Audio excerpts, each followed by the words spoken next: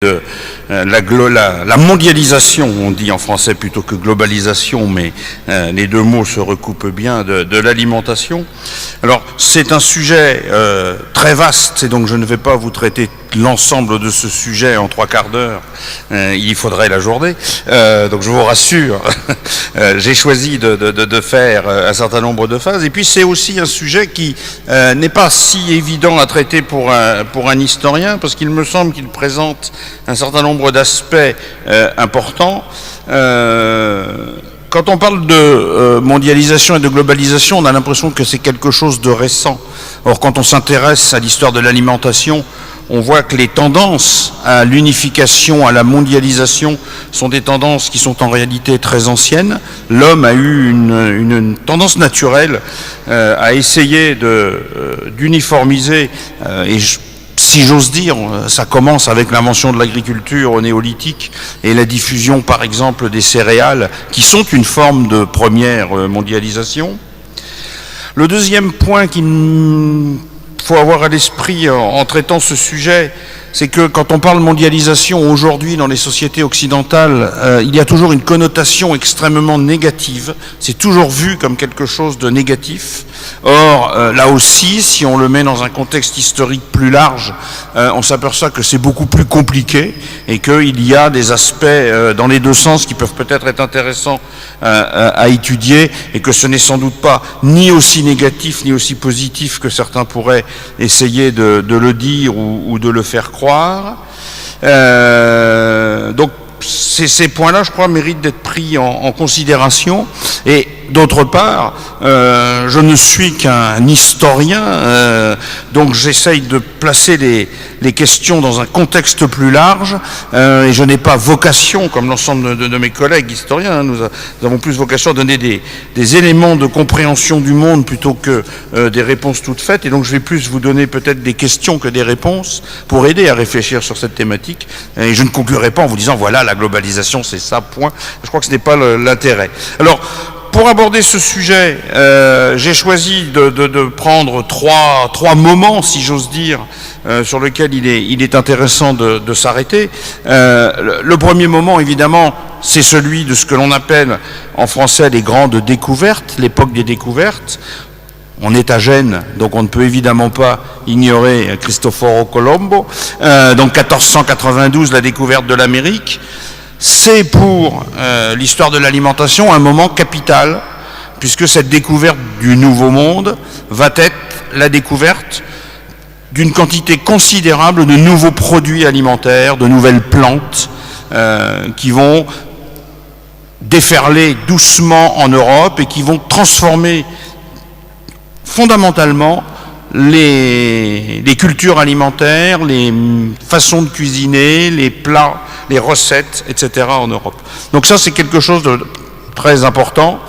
Alors ces nouveaux produits, je ne les cite pas tous, je vous en ai juste mis quelques-uns parmi les plus importants, et vous m'excuserez de commencer avec la pomme de terre, qui est effectivement un produit auquel je suis très sensible, et qui est peut-être une des découvertes les plus importantes de ce nouveau monde. L'autre très grande découverte, c'est le maïs, qui va jouer également un rôle considérable dans la transformation de l'alimentation. On oublie souvent que les haricots viennent également du Nouveau Monde et sont venus remplacer souvent progressivement les fèves et des choses de ce type, une partie des piments, et puis 2 produits qui sont souvent mis en tête des nouveaux produits du Nouveau Monde parce qu'ils ont été adoptés peut-être un peu plus vite, le cacao et le café, qui sont ces produits tout neufs. Alors ces produits nouveaux, ils sont découverts par les marins qui vont en Amérique centrale, ce qu'on appellera l'Amérique centrale et l'Amérique du Sud, qui voient les populations locales les manger, qui voient les populations locales leur donner une grande importance. Je reste sur l'exemple de la pomme de terre, mais j'aurais pu faire pareil pour le maïs. Ces aliments pour ces populations sont tellement importants qu'ils ont été déifiés. Là, vous avez une poterie en forme de pomme de terre qui représente la déesse de la pomme de terre, que les la civilisation Moshika appelait Axomama, et qui est une déesse, c'est cette civilisation depuis des millénaires. Le maïs était également déifié dans les populations andines, c'est-à-dire qu'on voit que ces aliments, pour ces populations locales, sont plus que des aliments, ce sont vraiment des éléments de leur culture, ce sont des éléments de leur identité, et souvent parce que ce sont des produits qui leur ont permis de survivre dans des territoires et dans des conditions difficiles. L'exemple de la pomme de terre est intéressant puisque les populations andines ont inventé un procédé de conservation qu'ils utilisent encore aujourd'hui, plusieurs millénaires après, qui leur permet de conserver les pommes de terre plusieurs années, ce qu'on appelle le chunyo, qui est une façon de conserver les pommes de terre en les exposant d'abord au soleil puis au froid, et d'avoir ainsi des pommes de terre déshydratées, séchées, qu'ils peuvent réhydrater quand ils en ont besoin. Et alors qu'on nous explique en Europe que si une pomme de terre est exposée au froid, on ne peut plus la consommer, eh bien les populations andines exposent les pommes de terre au froid depuis des millénaires, parce que c'est pour eux un moyen de les conserver. Donc c'est vraiment quelque chose de très important dans leur culture, c'est un élément encore identitaire aujourd'hui, et donc les découvreurs vont découvrir ces produits en voyant qu'ils ont une dimension très spéciale, qui est au-delà d'un simple aliment, et qui va évidemment jouer un petit rôle sur leur adoption. Alors ces produits, ils vont avoir plusieurs statuts au moment où on les découvre. Le premier statut, c'est celui de curiosité botanique, c'est-à-dire que c'est des produits qu'on ne connaît pas, c'est des variétés qu'on ne connaît pas, c'est des produits tout à fait neufs, et donc les différents agronomes, savants européens vont se les échanger, vont les cultiver dans leur petit potager pour essayer de comprendre ce que c'est. Ça, c'est le premier dessin connu d'une pomme de terre en Europe, publié dans un ouvrage de botanique qui la baptise Solanum tuberosum, qui est toujours son nom savant aujourd'hui. C'est un des rares produits qui ait gardé le même nom savant depuis qu'il avait été identifié. C'est un agronome de la région de la Bourgogne-Jura, empire austro-hongrois, qui l'a dessiné et étudié en 1590. Il n'est pas le seul, mais c'est lui qui fait le premier dessin avec ce produit qui l'interpelle, puisque c'est un produit bizarre, qui donne des fleurs et des fruits, mais on ne mange pas les fruits. On mange quelque chose qui pousse dans le sol et qui n'est ni un fruit, ni une plante, ni un légume. C'est une variété qui appartient, comme son nom savant l'indique, à ce que l'on appelle les solanés. On va le voir pour d'autres ensuite. Les solanés, c'est une très grande variété de plantes qui vient d'Amérique et qu'on importe à ce moment-là en Europe, et dans lequel on trouve tout un tas de choses étonnantes. Donc les botanistes étudient ces plantes-là, essayent de voir ce qu'elles sont, comment elles se reproduisent, comment les cultiver, comment les faire pousser, et puis est-ce qu'on peut en faire quelque chose. Là, je vous ai mis rapidement la description de la pomme de terre dans l'encyclopédie de Diderot et d'Alembert, donc 2 siècles plus tard, où ils disent encore, vous voyez, cette racine est de quelque manière qu'on l'apprête est fade et farineuse. Elle n'est pas un aliment agréable, elle est abondante, mais c'est tout, et en plus elle est venteuse, c'est-à-dire qu'elle donne des gaz intestinaux, et donc elle est juste bonne pour les paysans qui ne peuvent pas faire autre chose. On voit qu'on est encore sur quelque chose qu'on ne connaît pas très bien. La tomate, c'est pareil, c'est un des tout premiers dessins des plants de tomates, Mattioli Pietro Andrea, cette fois-ci on est en Italie. C'est également une solanée, Silanum lycopersicum de son nom savant. Et là aussi, la tomate, elle pose question, elle le fait d'ailleurs toujours aujourd'hui, puisqu'on ne sait toujours pas si on doit la classer dans les fruits ou les légumes. Et quand vous regardez les statistiques agricoles encore aujourd'hui, on explique que c'est le premier fruit produit dans le monde et le deuxième légume produit dans le monde. Elle a toujours ce double statut qui fait qu'on ne sait pas vraiment si la tomate est un fruit ou un légume. Elle paraît bizarre à ces agronomes qui la regardent. Et puis ces produits, c'est des produits qui leur semblent alimentaires puisque les populations andines les mangent. Donc ils se disent on doit pouvoir nous aussi Européens les manger.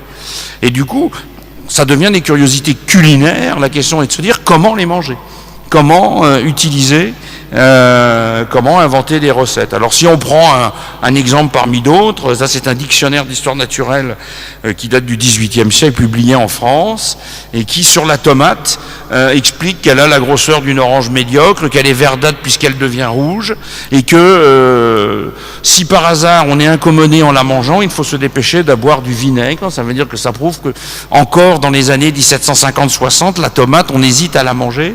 Alors c'est lié aussi à son appartenance au soleil. solanum, comme la pomme de terre. Sont des produits qui en fait contiennent également des poisons pour l'homme. On sait que dans les feuilles, dans les tiges, il y a des produits qui sont toxiques pour l'homme, et donc pose problème. Et c'est une des difficultés de cette curiosité culinaire, c'est comment cuisiner ces produits pour les rendre consommables sans s'empoisonner. Alors le cas de la pomme de terre est sans doute le plus typique, puisque la pomme de terre crue est un poison. Si on mange des pommes de terre crues en quantité, on s'empoisonne et on empoisonne les animaux. Mais on sait aussi que la pomme de terre, quand elle verdit, si on la laisse à la lumière, même cuite, reste un poison. Donc c'est un produit qui fait un peu peur, puisqu'elle peut tuer, ou en tout cas rendre très malade. Et donc comment réussir à la cuisiner en éliminant le poison, si j'ose dire. D'autre part, elle a des cousines qui inquiètent un petit peu, puisque les solanés, c'est aussi la belladone, c'est aussi un certain nombre d'autres produits qui sont, eux, clairement utilisés sous forme de poison. Et donc cette curiosité culinaire fait que les savants essayent de trouver des solutions, et on va voir que ça ne va pas être si facile que ça. Alors, en fait, dans un premier temps, ces produits vont être surtout des cadeaux royaux. Je me suis amusé à vous faire juste une petite carte rapidement. Vous voyez quelques points qui montrent comment elle se diffuse au XVIe siècle. Elle part du point rouge, on voit les points verts, donc elle arrive en Espagne et en Italie. Alors d'abord en Espagne, elle passe très vite en Italie puisqu'on l'offre au pape. Le pape lui-même la fait cultiver dans ses potagers et puis s'en sert de cadeau aux souverains d'Europe. Les Espagnols vont faire pareil, on va la retrouver en Angleterre, et puis on va la retrouver à la cour d'Autriche, on va la retrouver en Prusse. Et en fait, pendant 2 siècles quasiment, quand on regarde sa diffusion, c'est un produit qui se retrouve dans les potagers royaux, dans les potagers des grands souverains, dans les potagers des grands évêques, cultivés par les botanistes qui travaillent pour eux et qui regardent ces plantes pousser, si j'ose dire, en essayant de comprendre ce qu'elles sont, ce que l'on peut en faire, ce que l'on peut en tirer, comment on peut essayer de les utiliser. Éventuellement, d'ailleurs, à un moment, par exemple pour la pomme de terre, un botaniste dit, finalement, le seul usage vraiment efficace de la pomme de terre, c'est d'en faire une fleur à jardin décorative. Parce qu'elle a une très belle couleur, parce qu'il y a une variété de couleurs sur la forme de pomme de terre, elle va du blanc au bleu, donc on peut avoir quelque chose de très varié, et donc ça fait des jolis parterres, et donc un botaniste se dit finalement c'est pas la peine d'essayer de la manger, c'est trop compliqué, elle est trop toxique, contentons-nous des fleurs et de regarder les fleurs dans un jardin. Donc on voit bien qu'il y a des questions là qui sont présentes, qui se posent, et pour lesquelles les réponses sont pas faciles à trouver, parce qu'elles sont compliquées. Alors ceci conduit à une mondialisation lente en fait de l'alimentation. On a un peu l'impression parfois que les Espagnols sont revenus avec ces produits nouveaux qui sont arrivés en Espagne et que hop, l'Europe les a adoptés. Pas du tout. En fait, l'Europe les a adoptés lentement, avec des rythmes différents selon les pays. La tomate, par exemple, sera adoptée plus rapidement en Italie qu'ailleurs, sans doute aussi parce que les conditions climatiques permettent de plus facilement la cultiver, et donc on va pouvoir l'intégrer plus rapidement. D'autres produits seront adoptés plus rapidement dans d'autres régions. Et puis, il y a des pays qui seront beaucoup plus rétifs à l'adoption. Ça se retrouve un peu avec cette carte. Vous voyez, quand on est au tournant du XVIIIe et du XIXe siècle, la diffusion de la pomme de terre, à nouveau, commence à être relativement large. On peut dire qu'elle est devenue quasiment mondiale. C'est-à-dire qu'elle est cultivée dans beaucoup d'endroits. Elle commence à être cultivée en Afrique, elle est cultivée en Asie. On sait qu'elle arrive vers le XVIIIe siècle en Chine, mais elle se développera beaucoup plus tard. On sait que ce sont les Français et les Néerlandais qui l'apportent fin XVIIIe siècle, début XIXe siècle, en Indonésie et en Indochine française. Les Anglais la font venir en Inde autour du XVIIIe, et elle progresse petit à petit vers l'Himalaya au tout début du XIXe, en montant les pentes de l'Himalaya où elle retrouve des altitudes équivalentes à ce qu'elle avait connu en Inde. En Europe, globalement, elle a une marche vers le nord et l'est, et elle arrive vers la Russie, elle arrive vers la Suède. Et puis, un parcours assez étonnant dans le cas de la pomme de terre, c'est son arrivée en Amérique du Nord. La pomme de terre n'est pas venue en Amérique du Nord depuis l'Amérique du Sud, elle est venue en Amérique du Nord depuis l'Europe. Ce sont les Anglais qui l'ont amenée en Amérique. Et là, on a quelque chose d'intéressant, elle vient des Andes, elle part en Europe, et les Européens la remportent en Amérique, mais cette fois-ci en Amérique du Nord. Et je pense que c'est plus qu'une anecdote, c'est très symbolique on parle de mondialisation, bien l'exemple de la pomme de terre est un bel exemple de mondialisation. On peut en gros faire une carte de la diffusion de la pomme de terre et en dessous faire de la carte du développement des empires coloniaux européens. Et les deux sont pratiquement contemporains à chaque fois. C'est-à-dire que chaque fois qu'il y a une nouvelle zone, on voit les pommes de terre commencer à y être cultivées. Et d'une certaine façon, on peut dire qu'elle est un beau symbole de la façon dont l'Europe, fin 18e, début 19e, conquiert le monde. Et à travers cette conquête du monde, on le retrouve par la conquête du monde par la pomme de terre. Et l'exemple américain, évidemment, est sans doute celui qui est le plus parlant. Mais à nouveau, ceci se fait de façon plus ou moins régulière et lente. Par exemple, dans le nord de l'Europe, un des pays qui adoptera très vite la pomme de terre est la Suède, parce que c'est un pays où il fait froid longtemps durant l'année, où donc les paysans ont du mal à avoir des cultures vivrières efficaces. Et la pomme de terre, dès le 18e, va devenir un aliment de base de l'alimentation paysanne suédoise, bien avant d'autres pays européens, bien avant, par exemple, la France, parce que il y a un besoin là-bas qui fait que les paysans vont pouvoir l'adopter très tôt. Dans le cas de l'Afrique, on sait que ça marche par tribu, c'est-à-dire que certaines tribus l'adoptent et d'autres tribus ne l'adoptent pas. Et elle devient un élément marqueur de certaines identités tribales, en particulier du côté du Rwanda et du Burundi, où il y a aujourd'hui encore des zones où elle est devenue un des éléments identifiants de certaines tribus, et ça remonte à l'extrême début du 19e siècle. Alors ces aliments nouveaux, ils intéressent aussi les élites et les botanistes parce que, pour eux, il semblerait que ça puisse être un élément de sécurité alimentaire. Alors j'ai mis volontairement le mot sécurité alimentaire parce qu'il est aujourd'hui très à la mode. On parle de sécurité alimentaire tout le temps, les industriels, les politiques, les militants pour la tradition culinaire, le bio, etc. sont tous avec l'expression sécurité alimentaire. En oubliant qu'avant de parler de sécurité alimentaire, c'est-à-dire de santé et de ne pas s'empoisonner, le mot sécurité alimentaire avait un autre sens, c'est le sens de la sécurité de l'approvisionnement. C'est-à-dire que la première sécurité alimentaire, c'est manger à sa faim. Une fois qu'on mange à sa faim, on peut s'interroger sur le fait de savoir si on mange bien, si on mange sûr, si on mange sans risquer d'être malade. Mais la première nécessité, c'est de se nourrir. C'est un des combats de l'humanité depuis le néolithique au moins. Dans certains pays, ça dure encore. Dans nos pays occidentaux, on a réussi à peu près à gagner ce combat au cours du XXe siècle. Donc c'était vraiment le cœur de la problématique, celui d'assurer l'approvisionnement alimentaire, d'assurer une sécurité dans l'approvisionnement qui fait qu'on pouvait supprimer les famines, qui étaient un des très très grands fléaux de l'ensemble des populations occidentales, en particulier en Europe occidentale. Alors un certain nombre de gens vont s'y intéresser, je prends 3 exemples, mais on aurait pu en prendre beaucoup d'autres. Ce sera le cas de la Prusse, ce sera le cas d'Antoine Parmentier en France, qui est un personnage célèbre dont on vient de fêter le bicentenaire avec éclat en France, et c'est le cas d'un agronome anglais qui s'appelle Arthur Young en Angleterre et un petit peu en France à la fin du XVIIIe siècle. Alors que font ces gens sur la Prusse, j'ai pas mis d'image, donc je reste là. Sur la Prusse, c'est intéressant. Celui qui s'intéresse au cas de la pomme de terre en Prusse, c'est le roi, c'est Frédéric de Prusse, qui, voyant ce que trouvent les agronomes, la façon dont on la cultive, la façon dont elle pousse, voyant que dans les plaines, en particulier de Prusse orientale, elle vient facilement, elle est relativement aisée à cultiver, il décide, parce qu'on est dans un état très autoritaire, d'en rendre la culture obligatoire. C'est-à-dire qu'il considère que c'est le moyen de régler les questions de famine pour ces paysans.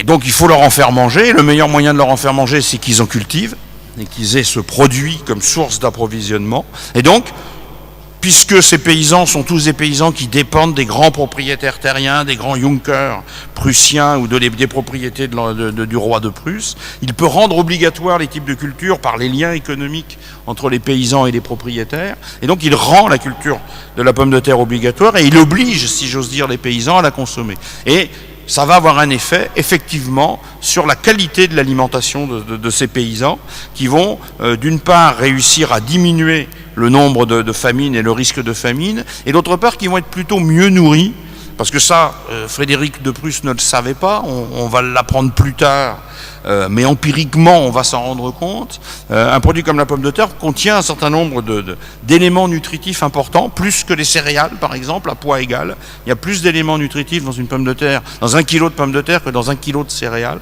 Donc on nourrit mieux le paysan avec 1 kilo de pommes de terre qu'avec 1 kilo de céréales. Et d'autre part, elle est riche, contrairement à ce qu'on pense, en vitamines. Et donc elle apporte des qualités nutritives intéressantes également pour les paysans. Donc en Prusse, c'est ce qui se passe. Alors, ça conduit à l'exemple français de Parmentier. Parmentier, c'est un pharmacien militaire, c'est-à-dire ça fait partie de ces gens qui suivaient les armées et qui soignaient les soldats, soit parce qu'ils étaient malades, soit parce qu'ils étaient blessés. Donc il suivait avec sa pharmacie. Et puis, lors d'une des nombreuses guerres que la France mène contre la Prusse, il est fait prisonnier, et donc il se retrouve dans les geôles prussiennes, et il a l'occasion de découvrir, en étant obligé de rester en Prusse, ce qui s'est passé autour de la pomme de terre. Et quand il rentre en France libéré, il est convaincu que c'est la solution au problème des famines en France, qui sont, à son époque, on est juste quelques dizaines d'années avant la Révolution française, un des gros problèmes de la paysannerie française. Et donc ça va devenir le combat de sa vie, c'est d'essayer de convaincre le paysan français d'adopter la pomme de terre, de cultiver la pomme de terre. Alors il essaye de le faire de plusieurs façons. Dans l'image que vous voyez là, vous le voyez offrir un bouquet de fleurs au roi Louis XVI. Donc là, c'est la façon de dire, passons par l'élite, comme ça s'est fait en Prusse, et imposons par la tête de l'État la culture. Sauf qu'on est dans une société qui n'a pas le même fonctionnement que la Prusse, et donc le roi n'est pas en situation de le faire, d'autant qu'on est peu de temps avant la Révolution française, et donc le pouvoir royal n'est plus ce qu'il était, si j'ose dire. L'autre façon de le faire, ça va être de dire pour Parmentier, trouvons un moyen de faire manger ces pommes de terre au peuple. Et là, je pense que c'est quelque chose d'intéressant parce que ça touche à la question, et j'y reviendrai pour les questions de globalisation et de mondialisation, ça touche à la question du patrimoine culturel alimentaire. Parmentier veut faire manger aux Français quelque chose qu'ils ne mangent pas, qu'ils ne connaissent pas. C'est-à-dire qu'il veut leur faire changer leurs habitudes alimentaires. Il veut leur faire changer leurs recettes de base. Alors, il se dit, puisque le Français mange du pain et des céréales, le moyen de faire adopter la pomme de terre, ça va être de faire du pain de pomme de terre.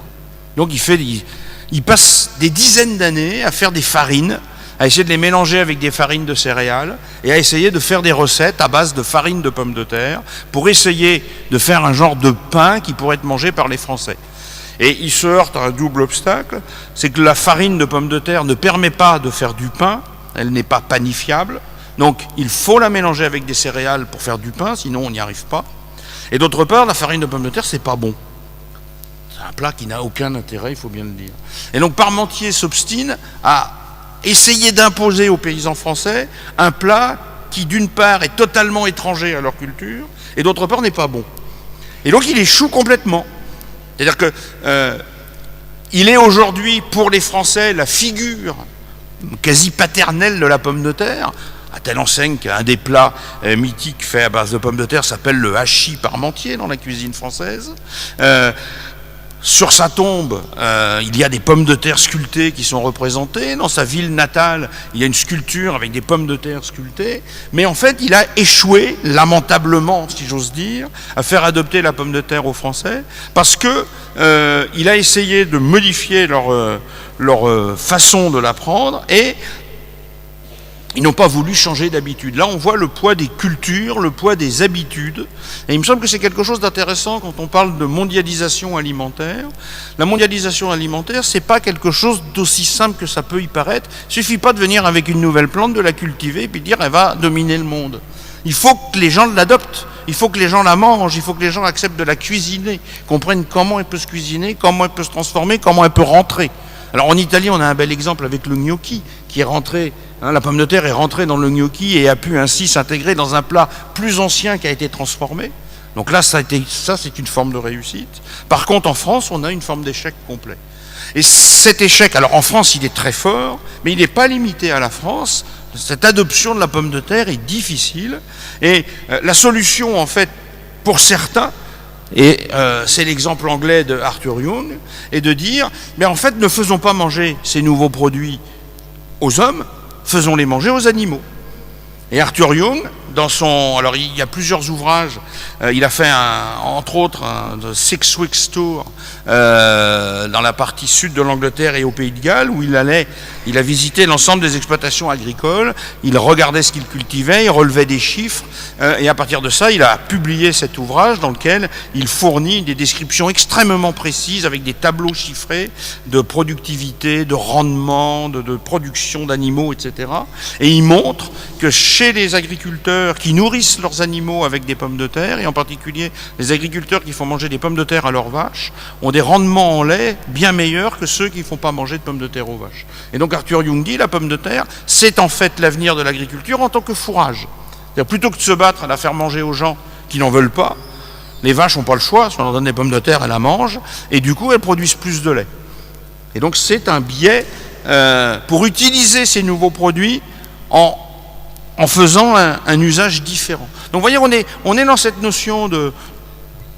Alors vous le retrouvez ici, c'est l'extrait où il montre The Potato Husbandry is Admirable, et il montre comment, avec ces pommes de terre, les paysans de l'Angleterre du Sud et du Pays de Galles peuvent arriver à améliorer considérablement leur rendement. Ce que montre Arthur Young aussi, parce que c'est un des grands artisans de la modernisation agricole, c'est qu'en outre, d'adopter la pomme de terre permet de beaucoup mieux faire fonctionner l'agriculture, puisqu'elle s'intègre parfaitement dans un rythme triennal de suppression de la jachère et de succession des cultures. Elle forme le fourrage idéal dans le rythme triennal de la culture tel qu'il se met en place à l'époque en Angleterre et tel qu'en France on commence à y réfléchir. Et donc il y a là quelque chose de très important qui pourrait permettre l'adoption de la pomme de terre. Donc c'est l'autre biais. Renonçons à l'aspect culinaire et utilisons-la comme fourrage, comme nourriture pour les animaux. Avec une autre difficulté, c'est quelque chose auquel on ne pense pas en général, mais c'est que quand on parle de mondialisation, on voit les produits qui sont adoptés partout et qui soient unifiés, mais on oublie qu'il peut y avoir aussi des effets négatifs indirects, si j'ose dire. Alors, je ne vais pas les faire tous, mais je voudrais en citer 3 qui me semblent intéressants. Le premier, c'est celui de l'esclavage. Quand on découvre les Antilles, quand on découvre l'Amérique, on y découvre des territoires intéressants, des territoires avec des climats intéressants. Et une des premières grandes choses que l'on va faire, c'est le développement de la culture de la canne à sucre, pour produire le sucre que jusqu'à présent on ne sait pas produire en Europe et qu'on est obligé d'importer dans des quantités relativement réduites et qui est un produit de luxe très très coûteux. Donc on fait la culture de la canne à sucre. Le problème, c'est que la main-d'œuvre locale va mourir très vite des maladies que l'on introduit. Et donc, pour cultiver la canne à sucre, il faut de la main-d'œuvre. Et donc, pour la main-d'œuvre, on va inventer l'esclavage. Et l'esclavage, c'est le fils de la culture du canne à sucre d'origine. Alors ensuite, on va le retrouver ailleurs. Mais là, on voit un phénomène indirect. La mondialisation alimentaire, elle a aussi eu ces effets-là, qui sont que l'esclavage a été mis en place pour ça. Et ça, c'est quelque chose que l'on oublie parfois aussi quand on en parle, et qui pourrait être repris pour d'autres aspects aujourd'hui. Je vous en citerai un tout à l'heure. L'autre aspect, c'est les désordres économiques que peut introduire la mondialisation. On a développé une économie de la canne à sucre en Amérique, puis ensuite en Asie. Les Néerlandais ont joué un très grand rôle dans le développement de la culture de la canne à sucre en Indonésie, pour fournir ce sucre dont on avait besoin. Et puis, pendant le blocus continental en Europe, lors des guerres franco-anglaises du Premier Empire, on découvre des procédés pour faire du sucre européen, le sucre de betterave. Et là, ce sucre de betterave, qui devient un sucre européen, va désorganiser complètement le fonctionnement économique du monde, puisque du coup, on va chasser le sucre de canne de l'Europe, puisqu'on produit notre propre sucre, on n'a plus besoin de l'autre. Et on entre dans une sorte de guerre économique qui va appauvrir beaucoup de pays producteurs de sucre de canne parce que désormais on n'a plus besoin d'eux. Et donc cette forme-là aussi de mondialisation alimentaire a des effets de guerre économique importante. C'est aussi quelque chose que l'on oublie quand on parle de globalisation, de mondialisation. C'est que ce n'est pas un chemin tranquille où un produit conquiert le monde et puis après tout le monde en mange. C'est aussi derrière cela des enjeux de pouvoir économique, d'échange, de savoir d'où vont venir ces produits, où vont être les productions les plus intéressantes et les plus compétitives. Et je rappelle qu'en Europe, ça fait 2 siècles maintenant, on est en train d'en sortir aujourd'hui simplement, ça fait 2 siècles que l'Europe a bâti une industrie du sucre en la protégeant, en la subventionnant, en mettant en place des systèmes de quotas qui ont contribué à appauvrir l'ensemble des producteurs naturels, entre guillemets, de sucre par la canne à sucre. Il y a là un combat très important qui dure depuis plus de 2 siècles.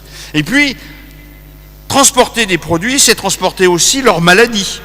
Alors, le plus connu, évidemment, c'est la famine irlandaise, dont Donald avait parlé dans sa conférence d'inauguration. La famine irlandaise, c'est un de ces aspects. La pomme de terre, elle vient en Europe.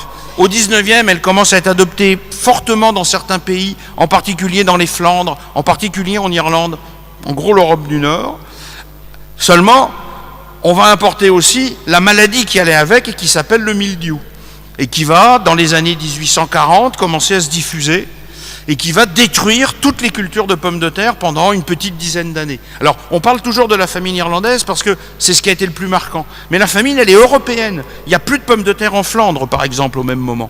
La différence, c'est que l'Irlande, c'est une île.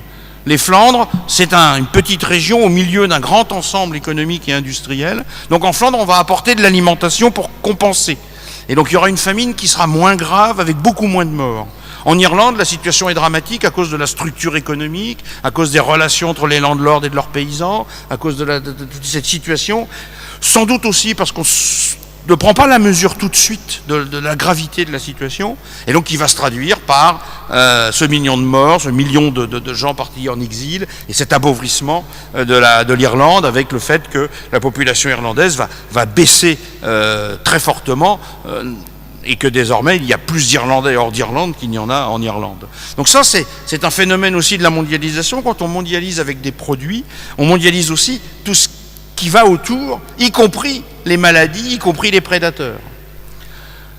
J'en ai un autre exemple que j'aime beaucoup, c'est celui-ci. C'est une très jolie petite bête qu'on appelle en français doryphore, qu'on appelle en anglais le Colorado beetle, donc la coccinelle du Colorado.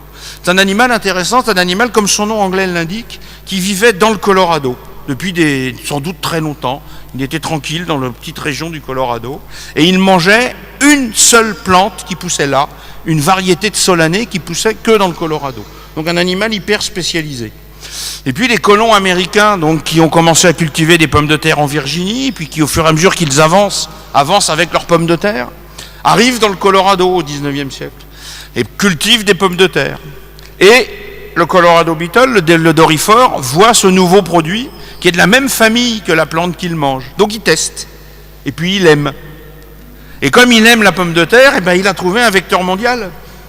Il peut se diffuser. Alors il va commencer par se diffuser dans toute l'Amérique du Nord. Et puis à partir du XXe siècle, il va prendre le bateau et il va arriver en Europe. Alors il arrive en Europe après la Première Guerre mondiale une première fois. Là on le repère, on l'élimine. Et il arrive à nouveau dans les années 30, où là c'est un fléau terrible, puisque le doryphore va envahir les champs de pommes de terre de toute l'Europe, en détruisant les récoltes et en posant des gros problèmes. En France, par exemple, on sera obligé d'organiser des systèmes de congés scolaires l'après-midi dans les écoles pour que les enfants aillent dans les champs ramasser les doryphores, car on n'a pas de produits pour lutter contre. Donc le seul moyen de lutter contre, c'est d'aller les chercher à la main. Donc les enfants des écoles, dans les campagnes, vont l'après-midi dans les champs ramasser les doryphores. Et ce fléau est tel que dans le cas français, pendant la Seconde Guerre mondiale, c'est un des surnoms qui avait été donné aux soldats allemands. Ils avaient été surnommés par les Français les doryphores parce qu'ils mangeaient et prélevaient les pommes de terre produites par les paysans. Ça montre à quel point cette petite bête avait marqué des esprits. Et donc en fait, cet animal, il a eu une diffusion mondiale parce qu'on a diffusé la pomme de terre. Et là, il y a un aspect aussi, quand on parle mondialisation, il faut penser qu'on mondialise plusieurs types de choses, pas uniquement le produit, mais ce qui tourne autour, et il me semble que c'est quelque chose d'important. Alors ça n'empêche aussi qu'on peut avoir un aspect, je passe rapidement dessus, ça avait été cité aussi, ça peut donner des cultures communes, quelques tableaux, il y en a des centaines qui représentent les gens dans tous les pays, en train d'éplucher des pommes de terre ou de récolter des pommes de terre, et donc on voit qu'elle fait partie. Donc vous avez Van Gogh, évidemment, qui est sans doute le plus célèbre. J'ai pas choisi les mangeurs de pommes de terre, j'ai préféré avoir une éplucheuse, je trouvais ça plus amusant. L'Angélus de Millet, qui est un des tableaux phares de la peinture française du 19e sur l'agriculture. Et puis en haut, c'est un tableau qui a 15 ans, d'une artiste allemande. Donc on voit que c'est quelque chose qui est vraiment un élément... Et on le retrouve avec ceci... 3 dessins militaires. En haut, des soldats français un peu avant la guerre de 14, en train d'éplucher les pommes de terre pour les manger. À côté, pendant la Première Guerre mondiale, des guerriers sikhs qui sont en train d'éplucher des pommes de terre sur le front de la Somme pendant la guerre de 1914-18. Et en bas, un soldat français de l'opération Daguet, c'est-à-dire pendant la guerre du Golfe, en train d'éplucher sa pomme de terre également qu'il va manger. Et donc vous voyez à nouveau ce côté unification culturelle qui montre que ça peut devenir ensuite un patrimoine. Alors j'arrive, parce qu'il va être temps sinon je vais me faire bousculer, j'arrive à la 3e période aujourd'hui. Que dire aujourd'hui sur la mondialisation de l'alimentation et comment est-ce qu'on peut essayer d'aborder ce sujet? Alors, si vous regardez ce graphique qui date c'est les chiffres de 2007, c'est-à-dire l'année où la FAO avait proclamé l'année 2008, année mondiale de la pomme de terre, vous voyez les zones de production. Vous voyez qu'aujourd'hui, le premier producteur mondial de pommes de terre, c'est la Chine. Quand on pense à la Chine, on pense au bol de riz. Mais aujourd'hui, c'est le plus gros producteur de pommes de terre au monde et c'est le plus gros mangeur de pommes de terre au monde. Et un des autres très gros producteurs, vous voyez, c'est l'Inde. Devant l'Europe, enfin, pour la Chine devant l'Europe, pour l'Inde devant les États-Unis ou l'Amérique du Sud. Donc, on voit qu'aujourd'hui, effectivement, si on pense en termes de production, si on pense en termes de consommation, si on pense en termes de culture, et si c'était le discours de la FAO en 2008 quand elle a proclamé donc cette année mondiale de la pomme de terre. La pomme de terre aujourd'hui est une plante mondiale. C'est-à-dire que partie de ces petits sommets andins où elle était réservée à des petites sociétés incas il y a 5 siècles, elle est devenue un produit qu'on cultive partout. C'est sans doute le produit qui a la plus grande extension, puisqu'en plus elle peut se cultiver très nord et très sud.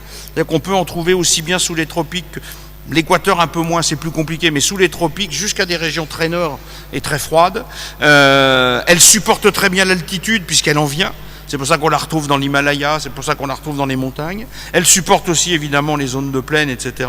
Et donc là, on a quelque chose de très fort et très puissant qui fait qu'on a effectivement une forme de mondialisation et d'unification. Alors cette mondialisation, elle est complexe parce que derrière, il y a la question des variétés et des produits. Je vous ai mis en photo une pomme de terre que vous connaissez sans doute pas, qui s'appelle la recette Burbank, qui est la variété américaine. C'est la pomme de terre qui est récoltée dans l'Idaho. L'Idaho aux États-Unis, son surnom c'est Potato State. C'est l'état de la pomme de terre. C'est là qu'on produit le plus de pommes de terre aux États-Unis. Et c'est là qu'on a inventé cette variété au début du XXe siècle. Un paysan a mis au point cette variété de pommes de terre, qui est peut-être une très grosse pomme de terre, vous verrez tout à l'heure, et qu'elle a commencé à être cultivée. Alors, cette pomme de terre, pourquoi je vous l'ai mis? Parce que c'est un beau symbole de mondialisation, et donc de cette question, mondialisation ou standardisation. Aux États-Unis, elle a été adoptée, en particulier par McDonald's, pour faire ses frites. Les frites McDonald's aux États-Unis sont faites à partir de cette variété recette Burbank.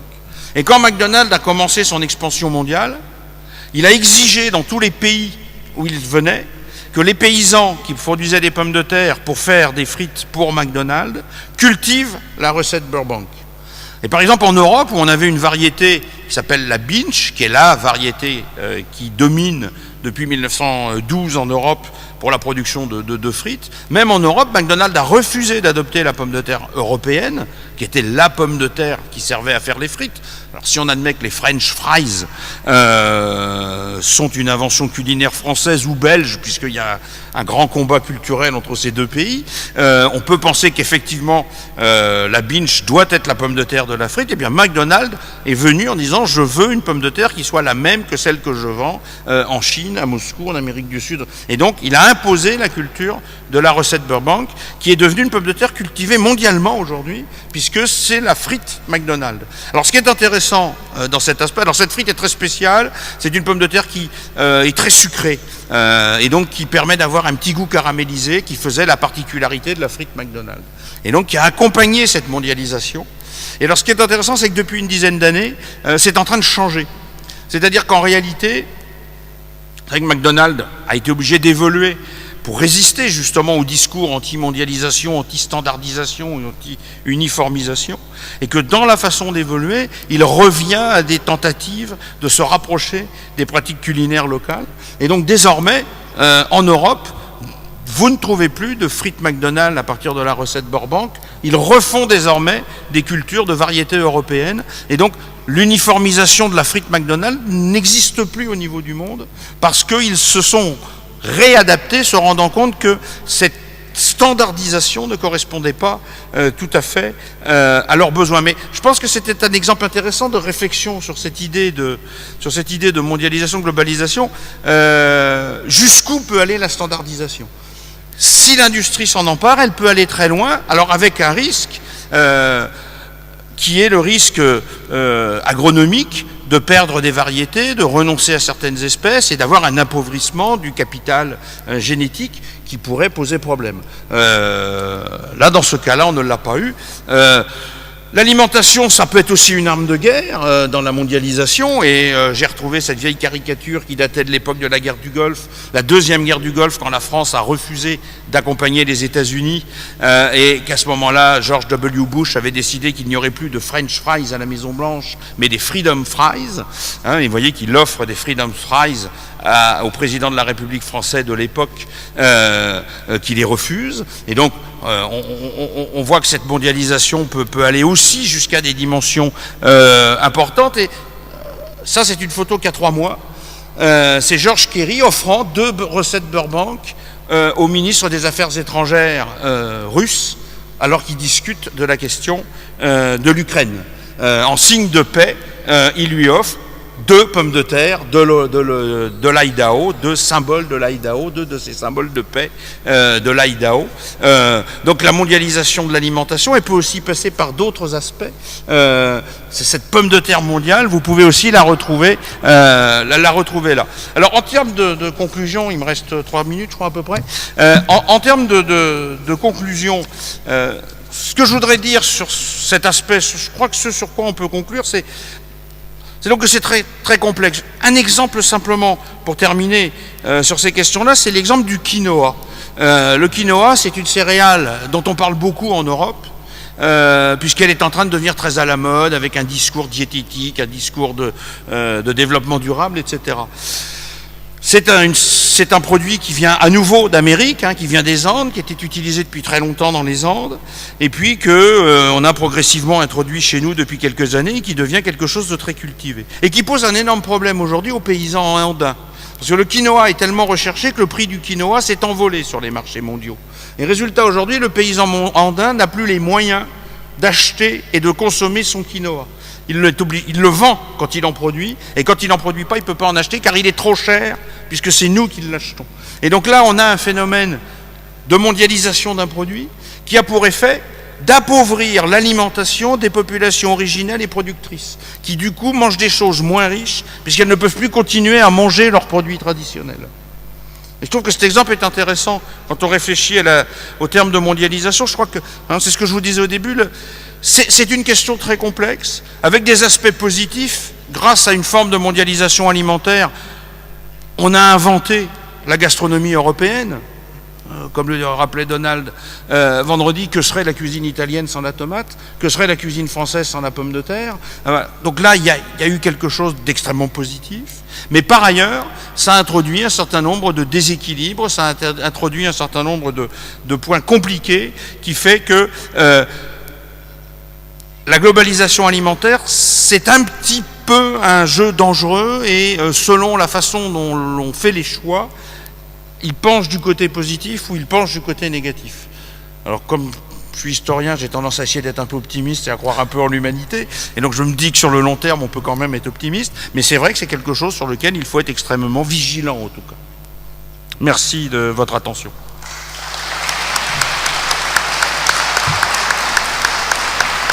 Grazie mille a Matt Ferrier per una lezione che io e penso anche voi avete trovato di un fascino irresistibile. Ne sappiamo molto di più non solo sulla patata ma sulla globalizzazione del cibo. Vi ringrazio di nuovo. Segue in questa